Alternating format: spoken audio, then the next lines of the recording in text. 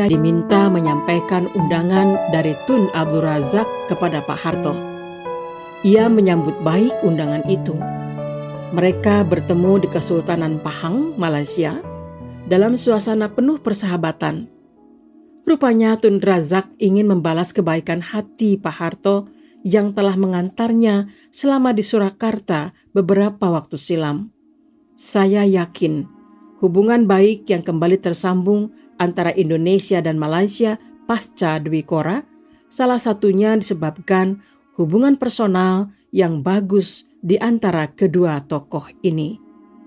Des Alwi tentang hubungan antara Pak Harto dan Tun Abdul Razak dalam Pak Harto The Untouched Stories 2009. Berikan hubungan baik pasca Dwi Korah. Dwi Komando Rakyat atau Dwi Korah memantik konflik antara dua bangsa serumpun, Indonesia dan Malaysia. Dwi Korah diserukan oleh Presiden Soekarno pada 3 Mei 1964 dalam pidatonya di muka apel besar sukarelawan di Jakarta yang berisi komando pengganyangan Malaysia. Perhebat ketahanan revolusi dan bantu perjuangan revolusioner rakyat-rakyat Malaya, Singapura, Sabah, Sarawak, dan Brunei untuk menggagalkan negara boneka Malaysia. Demikian isi komando tersebut. Menindaklanjuti pelaksanaan Dwi Korah pada 16 Mei 1964, pemerintah membentuk komando gabungan yang disebut Komando Siaga dengan Menteri atau Pang-AU Laksamana Madya Udara Omar Dhani sebagai Panglima. Komando Siaga selanjutnya disempurnakan menjadi Komando Mandala Siaga atau Kolaga. Dalam kerangka itulah, mencoba mengulang strategi yang dilakukan dalam Trikora, Kolaga melakukan serangkaian infiltrasi ke wilayah Kalimantan Utara maupun Malaysia Barat. Namun hasilnya tak segemilang operasi Mandala di Irian Barat. Bahkan terjadi peristiwa Usman dan Harun yang membuat konflik semakin memanas.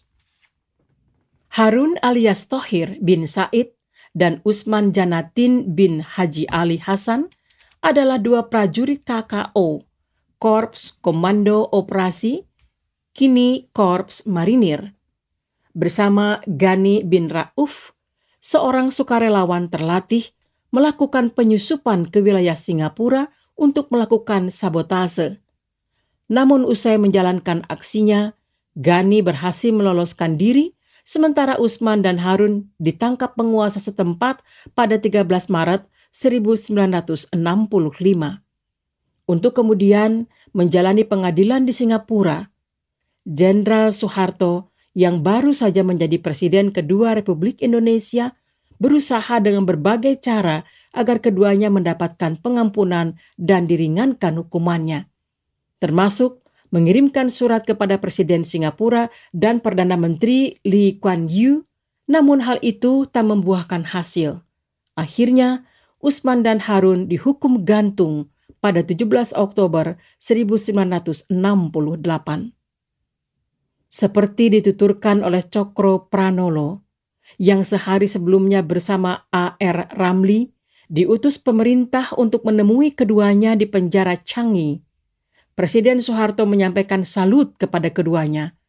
Mereka mengabarkan bahwa pemerintah siap menjadikan mereka pahlawan nasional dan perjuangannya akan dihormati oleh seluruh rakyat Indonesia.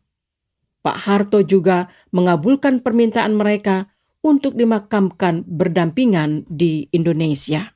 Konfrontasi selama Dwi Korah membuat hubungan antara bangsa Indonesia dan Malaysia serta Singapura semakin memburuk.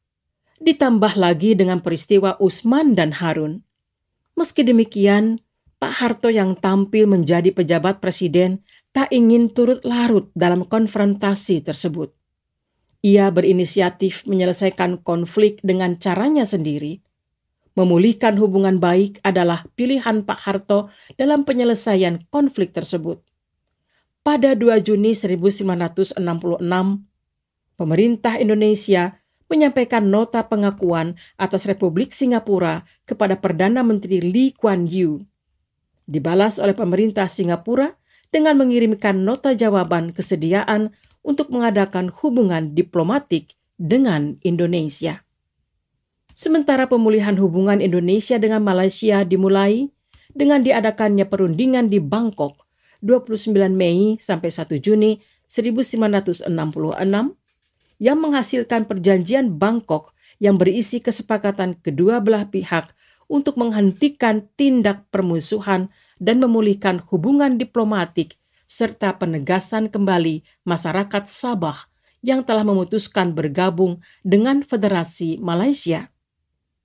Persetujuan atas hasil perundingan Bangkok ditandatangani di Jakarta pada 11 Agustus 1966 oleh Adam Malik dari Indonesia dan Tun Abdul Razak dari Malaysia, disaksikan langsung oleh Ketua Presidium Kabinet Ampera, Jenderal Soeharto. Sebuah kisah di balik proses pemulihan hubungan ini diungkapkan oleh Des Alwi, diplomat yang pernah bertugas dan sangat dekat dengan para pemimpin Malaysia saat itu. Sebagaimana termuat dalam Pak Harto The Untouched Stories 2011. Suatu ketika, Tun Razak yang waktu itu belum menduduki jabatan penting meminta saya menemaninya berwisata ke Solo. Saya pun teringat sahabat saya, Soeharto, yang ketika itu sedang bertugas di Jawa Tengah. Saya mengontaknya agar dapat menemani sahabat Malaysia itu. Pak Harto kemudian mengantarkan Tun Razak berwisata di Solo. Ketika Pak Harto berhasil menggagalkan usaha kudeta G30 SPKI pada tahun 1965 dan kemudian tampil sebagai pemimpin nasional, saya kabarkan berita ini kepada Tun Razak yang saat itu telah menjadi Perdana Menteri Malaysia. Tun Razak pun berkomentar dengan senang, "Oh, Soeharto yang menemani kita di Surakarta ya?" Saya diminta menyampaikan undangan dari Tun Abdul Razak kepada Pak Harto. Ia menyambut baik undangan itu. Mereka bertemu di Kesultanan Pahang, Malaysia, dalam suasana penuh persahabatan, dan rupanya Tun Razak ingin membalas kebaikan hati Pak Harto yang telah mengantarnya selama di Surakarta beberapa waktu silam. Saya yakin hubungan baik yang kembali tersambung antara Indonesia dan Malaysia pasca Dwi Korah salah satunya disebabkan hubungan personal yang bagus antara kedua tokoh ini. Kelak, hubungan mereka juga semakin membaik pada masa-masa berikutnya, bahkan menandai persahabatan kedua pemimpin tersebut. Pada tahun 1977 dibangun sebuah velda atau kawasan perkebunan yang terletak di Selangor, Malaysia. Sebagian besar penduduknya berasal dari berbagai suku di Indonesia, diberi nama Velda Soeharto. Halnya dengan pemulihan hubungan Indonesia-Singapura pasca peristiwa Usman Harun, Abdurrahman Ramli menuturkan dalam Pak Harto The Untouched Stories 2011, A.R. Ramli adalah perwira Angkatan Darat berpangkat Letnan Kolonel yang ditugasi Pak Harto sebagai liaison officer. Untuk menyelesaikan persoalan ini berkisah, sebagai Panglima tertinggi, Pak Harto berusaha semaksimal mungkin membela dan menghormati anak buahnya. Pembelaan dan penghormatan kepada anak buah yang gugur sebagai bunga bangsa itu ditunjukkan Pak Harto ketika Perdana Menteri Lee ingin berkunjung ke Indonesia beberapa tahun setelah hukuman mati dilaksanakan. Pak Harto mempersilakan Perdana Menteri Lee datang dengan syarat harus meletakkan karangan bunga langsung di makam Usman dan Harun di Taman Makam Pahlawan Kalibata, bukan di tempat biasanya tamu negara meletakkan karangan bunga di kaki tugu makam pahlawan. Syarat itu sungguh tidak lazim.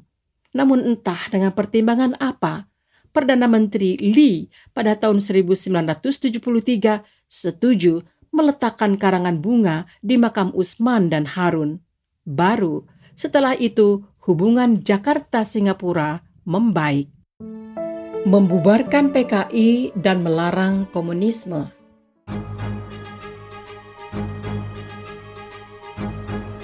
Indonesia berada pada kemelut nasional pasca terjadinya gerakan 30 September 1965 yang didalangi oleh Partai Komunis Indonesia atau PKI. Usaha mengganti kepemimpinan nasional yang gagal tersebut menimbulkan korban jiwa. Setidaknya 6 jenderal dan 1 perwira pertama Angkatan Darat dibunuh oleh orang-orang PKI secara keji dan jasadnya dimasukkan ke dalam sumur tua di Lubang Buaya, pinggiran timur Jakarta. Maijen Soeharto menjadi figur sentral yang berhasil mematahkan usaha-usaha PKI untuk mengganti kepemimpinan nasional tersebut. Dengan inisiatifnya, ia melakukan konsolidasi terhadap TNI AD yang masih setia terhadap Pancasila dan Undang-Undang Dasar 1945 dan secara cepat menghancurkan usaha-usaha PKI untuk menguasai negara melalui kudeta penuh darah. Tentang inisiatif yang diambilnya, Pak Harto berkisah dalam autobiografinya bahwa pada 2 Oktober 1965 ia menghadap Bung Karno di Istana Bogor untuk melapor. Ia melaporkan ditemukannya bukti senjata jenis Chung produksi RR Cina yang diyakini milik Angkatan Udara di sekitar Pangkalan Udara Halim Perdana Kusuma. Setelah itu, Bung Karno membuka pembicaraan lain. "Har," kata Bung Karno kepada saya, "agar tahu, saya telah mengambil alih langsung pimpinan Angkatan Darat dan mengangkat Pranoto sebagai pelaksana harian." Saya diam sejenak, tetapi mampu menahan diri. "Bapak Presiden," kata saya, "pada kesempatan ini saya juga ingin melaporkan bahwa inisiatif saya sendiri. Saya telah mengambil komando dan mengambil alih sementara pimpinan Angkatan Darat.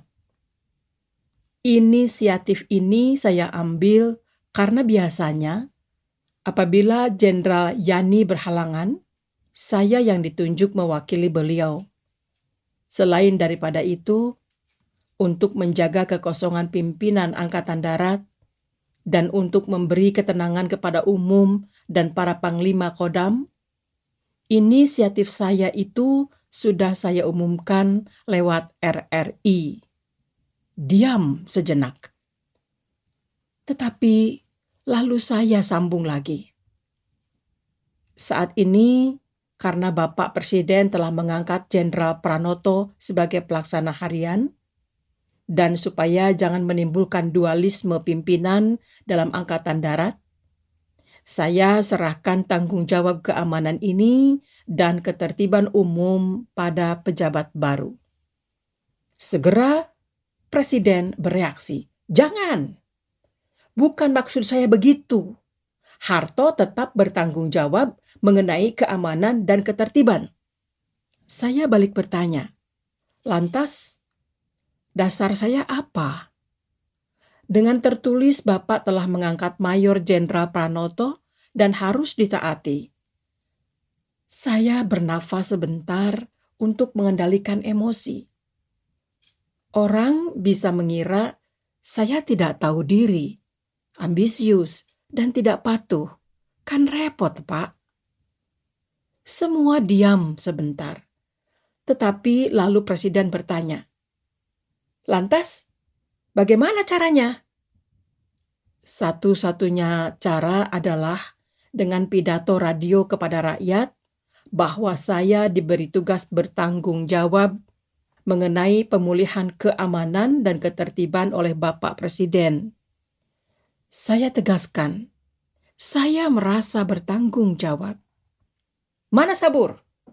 Panggil kemari, kata Presiden Soekarno menanggapi ucapan saya. Sabur, kata Bung Karno kepada pimpinan Cakrabirawa itu. Kamu siapkan pidato saya, jelaskan bahwa saya memberi tugas kepada Jenderal Soeharto. Jenderal Soeharto bertanggung jawab mengenai pemulihan keamanan dan ketertiban, di samping Jenderal Pranoto sebagai pelaksana harian. Siarkan itu nanti, segera, melalui RRI. Pertemuan yang memakan waktu 2 jam lebih itu pun selesai.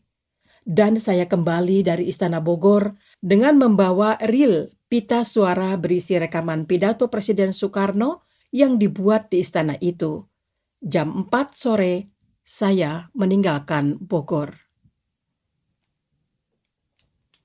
Dengan kata lain, inisiatif yang dilakukan Pak Harto dalam melakukan langkah-langkah guna mematahkan G30S PKI sesungguhnya memperoleh kewenangan yang legal dari Presiden sebagai Panglima tertinggi masa itu.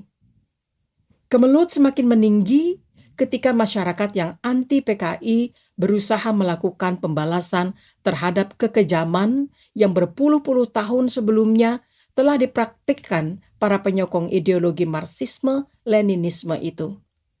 Sementara kesulitan ekonomi semakin melilit dan mahasiswa turun ke jalan menyerukan Tritura atau 3 tuntutan rakyat, yakni bubarkan PKI beserta ormas-ormasnya, perombakan kabinet Dwikora, dan turunkan harga dan perbaiki sandang pangan.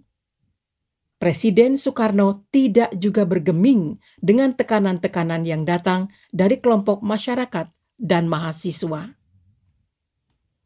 Bung Karno dan Pak Harto sudah memiliki hubungan yang erat secara personal. Bung Karno sudah mengenal Pak Harto di Yogyakarta sejak masa Revolusi Kemerdekaan 1946. Pak Harto dijuluki oleh Bung Karno sebagai karena kerasnya pendirian. Meski demikian, Bung Karno mempercayai Pak Harto. Terlebih sejak Pak Harto sukses menjalankan Trikora dalam tugas sebagai Panglima Komando Mandala dalam operasi pembebasan Irian Barat. Pada situasi kemelut nasional yang semakin meninggi, Pak Harto diangkat oleh Bung Karno sebagai Menteri Panglima Angkatan Darat untuk mengisi kekosongan jabatan akibat gugurnya Jenderal Ahmad Yani, Menpangad sebelumnya. Pelantikan dilakukan di Istana Negara oleh Bung Karno pada 16 Oktober 1965. Dengan posisinya sebagai menteri memungkinkan Pak Harto dapat berkomunikasi secara intensif dengan Bung Karno, terutama berkat dengan tuntutan rakyat tentang pembubaran PKI. Dalam buku biografinya, Soeharto secara rinci menuturkan perdebatannya dengan Bung Karno tentang tuntutan pembubaran PKI oleh kelompok masyarakat dan mahasiswa itu. Sewaktu kami berdua, Bung Karno bertanya dalam bahasa Jawa, "Harto, jane aku iki arep kok apake?" "Harto, sebenarnya aku ini akan kamu apakan? Aku ini pemimpinmu." Saya memberikan jawaban dengan satu ungkapan yang khas berakar daripada latar belakang kehidupan saya. "Bapak Presiden," jawab saya ini anak petani miskin. Tetapi ayah saya setiap kali mengingatkan saya untuk selalu menghormati orang tua. Saya selalu diingatkannya agar dapat mikul dhuwur mendem jero, memikul setinggi-tingginya, memendam sedalam-dalamnya, menghormat terhadap orang tua. Bapak tetap saya hormati, seperti saya menghormati orang tua saya. Bagi saya, Bapak tidak hanya memimpin bangsa, tetapi saya anggap orang tua saya. Saya ingin mikul dhuwur terhadap Bapak. Sayang, yang mau dipikul dhuwur mendem jero tidak mau, kata saya. Saya yakin Bung Karno paham benar akan ungkapan yang saya kemukakan. Sebentar Bung Karno diam, menarik muka serius seperti semula. Betul begitu, Harto? Tanyanya kemudian. Betul, Pak. Insya Allah. Soalnya bergantung kepada Bapak. Nah, kalau betul, kamu mesti menghormati aku dan menghargai kepemimpinanku. Kuperintahkan kau menghentikan demonstrasi-demonstrasi mahasiswa itu. Aksi-aksi mereka keterlaluan, tidak sopan, liar. Mereka sudah tidak sopan dan tidak hormat kepada orang tua. Mereka tidak bisa dibiarkan, Harto. Kau kuminta mengambil tindakan terhadap mereka. Maaf, Pak. Penyelesaian politik Gestapo, Gestok, PKI lagi yang kau sebut, Harto? Kamu tadi mengatakan tetap menghormati kepemimpinanku. Jawab saya, tak pernah goyah, Pak. Kalau begitu, laksanakan perintahku, kata Bung Karno. Saya tidak menjawab. Bung Karno juga diam. Pada kesempatan lain, Bung Karno kembali berdialog dengan Pak Harto. Saya pernah mengatakan kepada beliau, Pak, alangkah baiknya kalau memang kita sudah salah, kita kemudian mundur. Mundur tetapi untuk menang. Mundur selangkah tetapi untuk maju lebih jauh lagi. Masalahnya amat sepele, yakni membubarkan PKI. Tetapi beliau mempunyai keyakinan tersendiri dan beliau tidak mau membubarkan PKI. Tidak bergeser sedikit pun. Apa sebabnya? Bung Karno berpendirian bahwa PKI tidak bisa dibubarkan. Kalau dibubarkan dan dilarang akan bergerak di bawah tanah dan akan lebih berbahaya. Saya memberikan argumentasi lain. PKI bisa dilarang, tidak berbahaya, asal rakyat kita ajak. Kita harus memisahkan PKI dari rakyat. Dan ini pernah terjadi pada waktu menghadapi pemberontakan PKI Musso di Madiun tahun 1948. Ketika itu Bung Karno berseru, pilih Musso atau pilih Soekarno. Apalagi sekarang Bung Karno bisa tanya pada rakyat, pilih PKI atau Pancasila? Pasti rakyat pilih Pancasila. Pada kesempatan lain, lagi-lagi Pak Harto berdialog dengan Bung Karno tentang pembubaran PKI. Har, saya ini sudah diakui sebagai pemimpin dunia. Konsep Nasakom sudah saya jual kepada bangsa-bangsa di dunia. Sekarang saya harus membubarkan PKI. Di mana, Har, saya harus menyembunyikan muka saya? Dengan tenang dan hormat, tetapi sungguh-sungguh saya menjawab, Pak, kalau masalahnya untuk konsumsi dunia luar, jadikan saya bumper. Saya akan membubarkan PKI, bukan Bapak. Tetapi ke dalam negeri, Bapak harus ngegongi atau menyetujui. Namun beliau tetap pada pendiriannya, dan rupanya beliau bisa menangkap sikap saya yang sebenarnya. Dari kisah-kisah tersebut memberi ilustrasi sikap dan pandangan Pak Harto tentang bagaimana kemelut nasional ini harus diselesaikan, yang sudah sangat tentu sangat dipahami oleh Bung Karno, sehingga dapat dimengerti manakala kemelut semakin memuncak dan Bung Karno harus memutuskan kepada siapa pemulihan ketertiban dan keamanan diserahkan. Ia tak ragu untuk mempercayakannya kepada Pak Harto. Surat Perintah 11 Maret 1996, biasa disingkat Super Semar, adalah surat perintah yang dikeluarkan oleh Bung Karno untuk Letjen Soeharto sebagai Menpangan, melalui 3 jenderal yang menemuinya di Istana Bogor. Ketiga jenderal tersebut yakni Brigjen M. Yusuf, Menteri Perindustrian, Maijen Basuki Rahmat, Menteri Veteran dan Demobilisasi, dan Brigjen Amir Mahmud, Pangdam 5 Jaya, berinisiatif menemui Bung Karno dengan terlebih dahulu meminta izin Pak Harto yang merupakan atasan mereka. Hal ini dilakukan setelah terjadi penghentian sidang paripurna Kabinet Dwi Kora di Istana Negara, Jakarta pada pagi harinya. Dalam pertemuan dengan ketiga jenderal inilah, akhirnya Bung Karno membuat surat perintah kepada Pak Harto yang dalam salah satu diktumnya adalah memberikan kewenangan untuk mengambil segala tindakan yang dianggap perlu untuk terjaminnya keamanan dan ketenangan serta kestabilan jalannya pemerintahan.